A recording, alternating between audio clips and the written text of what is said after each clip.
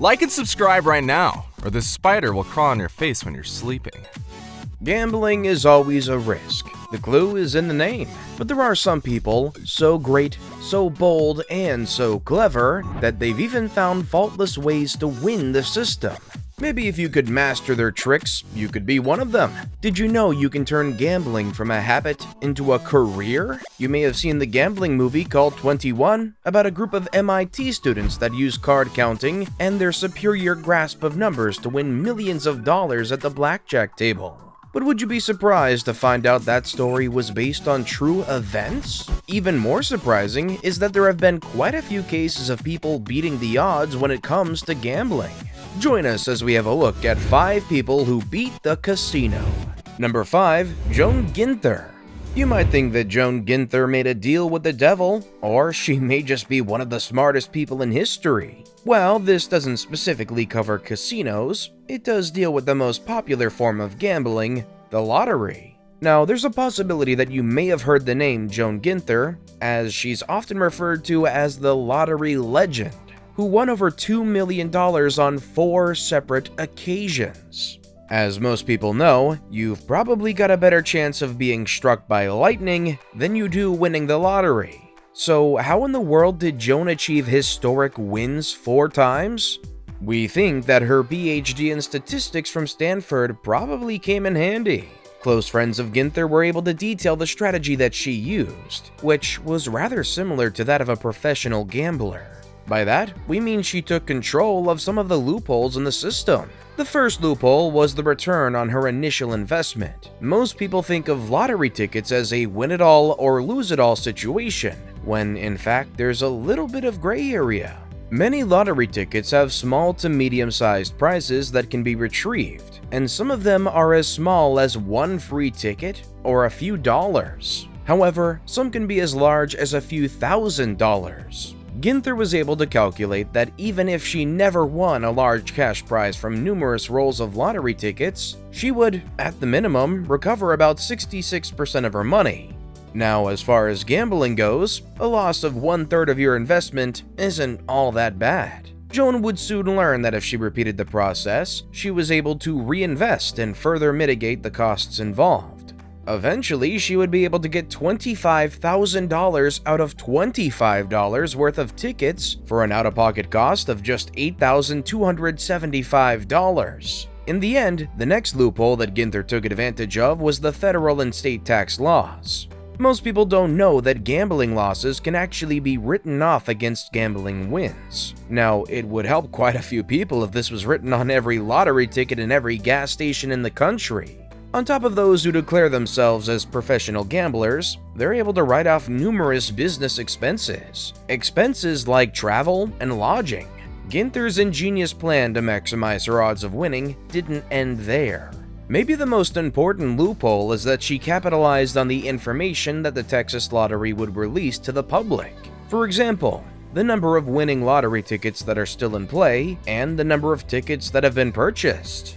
Because of this major piece of information, Ginther would constantly fly to Texas to buy her lottery tickets, and she had a statistical map of the playing field. It's a good thing that she was able to write those flights off on our taxes. As information was released on how many tickets remained, Ginther would surge her investments similarly based on the numbers to how people play the stock market, or how card counters bet on blackjack. Despite all of these mathematical tactics, it's estimated that her best odds were around 1 in 800,000. But this was more than enough to give Ginther confidence. While no concrete number has been given, it is assured that Ginther invested a few million into the strategy, and it looks like she came out on top.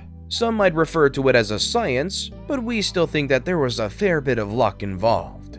For example, her first lottery win used none of the techniques to get there. She just happened to buy a ticket and then won $5.4 million. She used the money to fuel her lottery addiction. And if it weren't for that initial win, there probably would have been no way for her to bring the insane odds down to a not-so-great one in 800,000. Before we move on, I've got a little challenge for you that'll take 5 seconds to complete. So here's the deal. You just leave a like on this video, smash that subscribe button, and hit the notification bell, and you will get 25 years of amazing luck. Try it, it really works. Number 4. Dennis Nekrash. This guy's method of beating the casino was sophisticated but not very complex, while at the same time incredibly intricate. The name of this genius was Dennis Nekrash. Once upon a time, he was an accomplished locksmith in Chicago, and it said that there was not a single lock in the world that he was not able to crack if he had his toolbox with him. Such talents actually attracted some of the less savory people in Chicagoland, and eventually, his ties to various crime families would put him in jail for nearly a decade. When he was released, he wasn't ready to go back into the regular 9-to-5 job of picking locks. However, he did want to put his talents to good use. Dennis eventually ran into a group of people who told him that there were millions of dollars to be made rigging slot machines in Vegas. And the only thing they needed was a guy who could unlock the sides of the machines. Dennis could see nothing but dollar signs in his eyes, and once the side of the machine was opened, the locksmith would then insert a computer chip that would allow the user to always win the higher amounts of money. He then packed up his things and moved to Vegas, and then he hired a few local family members to block the views of cameras as he inserted the chips, and a few friends played the slot machines. Nekrash would run this racket for nearly 7 years, until he was caught. But by that time, he had already amassed a $10 million fortune on slot machines. After serving time for his crimes, he then returned to Vegas years later and ran the same scam for 2 more years, until he was caught once again. And in those 2 years, he had already gained another $6 million. It would seem as though Mr. Nekrash just didn't know how to quit when he was ahead. Number 3. Don Johnson. The man who broke Atlantic City, Don Johnson has one of the most successful blackjack stories other than that of the MIT Blackjack Team. The only difference is that he was just one man, one who made $15 million in under 6 months rather than a few decades. Before his winning streak, Johnson was heavily involved in the gambling industry and often served as a manager or executive in gambling-related businesses. He even founded his own business that allowed for computer-assisted wagering and betting for horse races. It was through these various businesses and high-ranking jobs that allowed Johnson to amass a small personal fortune. Johnson had been a lifetime blackjack player and was even known to be very skilled within his inner circles. Sadly though, for the casinos, they weren't in his inner circles. They were recovering from the 2008 financial crisis, and during this time, gambling was at an all-time low. So that's when the casinos decided to go out and search for high rollers to join some of their games. The thought was that they could possibly make their money off of wealthy guests in large sums, rather than wait for the middle class to regain the financial footing needed to come back and gamble. In their desperation, the casinos would foolishly turn to a man that they really didn't fully understand. Don Johnson answered their call and capitalized on their desperation. He would request multiple minor changes to the game, ones that provided him the slightest mathematical edge. Now, maybe his most egregious change to the rules was that dealers had to stay on soft 17s rather than the tradition of being forced to hit. In addition to this, he would ask for a 20% refund on his losses, which was not completely insane, but still another precautionary negotiation made by Johnson in order to protect himself in the long run.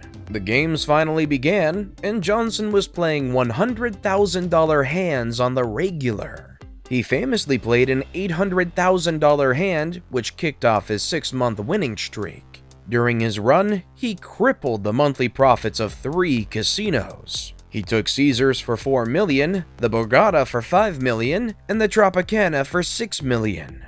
In 6 months, he made $15.1 million and decimated Atlantic City. The casinos felt as though they were being kicked while they were down, and their CEOs were so bitter that they effectively banned Johnson from their establishments. Oh, and those who didn't ban him have a set limit on how much he's allowed to win before he's forced to leave. Don Johnson may very well be the best gambler of all time.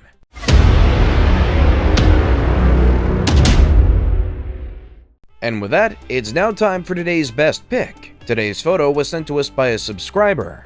So if you come across a photo online and want to know more details about it, just send it over to us. We might even feature it on our future video. Number 2. Jonathan Duhamel. Maybe best known for his 2010 World Series of Poker main event win, Jonathan Duhamel outlasted a field of 7,319 players to earn the first prize of $8,944,000. Jonathan Duhamel was born in Quebec, Canada, in August of 1987. Growing up in Quebec's Boucherville market, he was part of a traditional middle-class family. His father was an aircraft engine mechanic, and his mother was a bank teller. Duhamel's parents wanted to make sure he knew the importance of money, so he got his first job picking strawberries as soon as he turned 13 years old. After high school, Duhamel chose to register for a career in business administration and finance at the University of Quebec in Montreal, better known as UQAM. Some of his classmates introduced him to poker while attending school, and they soon played in each other's dorm rooms regularly.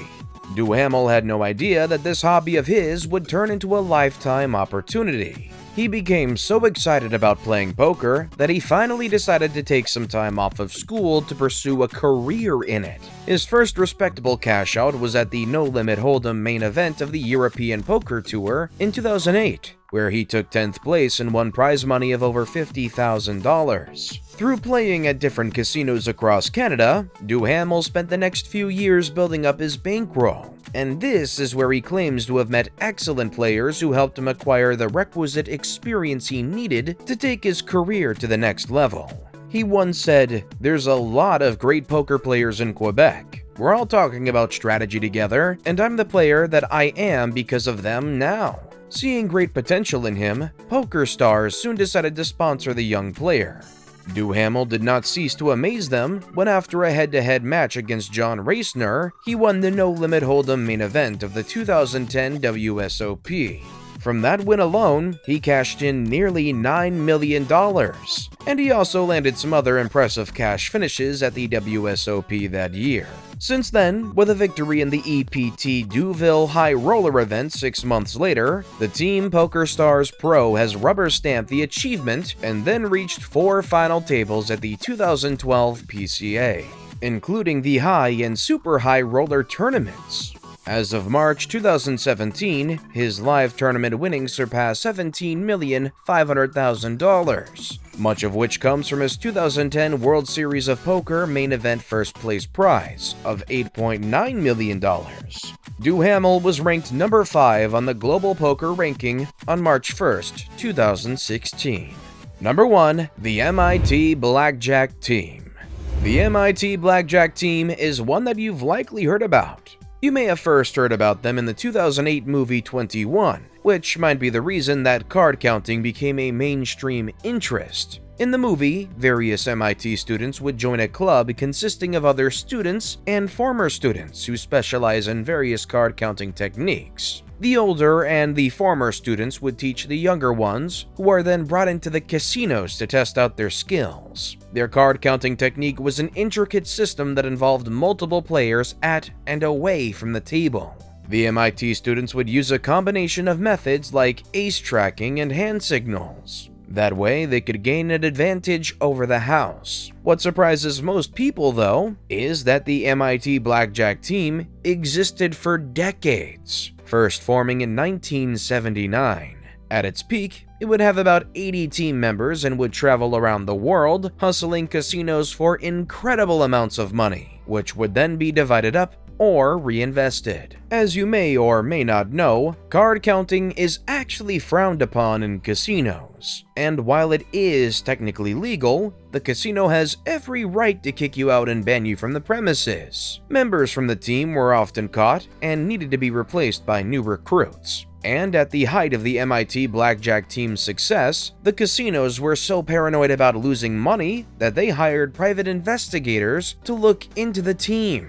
They procured yearbooks and created databases of MIT and Harvard students as a preventative measure. And in some cases, they even flat out refused service to some people with Cambridge addresses. The team eventually disbanded in the late 90s, after an internal split and loss of interest in the endeavor. With casinos becoming more and more secure, and there being a lack of leadership within the group, the team eventually disappeared into nothing. Gambling has never been the most lucrative of career paths, but if you have the intellect of one of the people on this list, you might want to give it a quick look.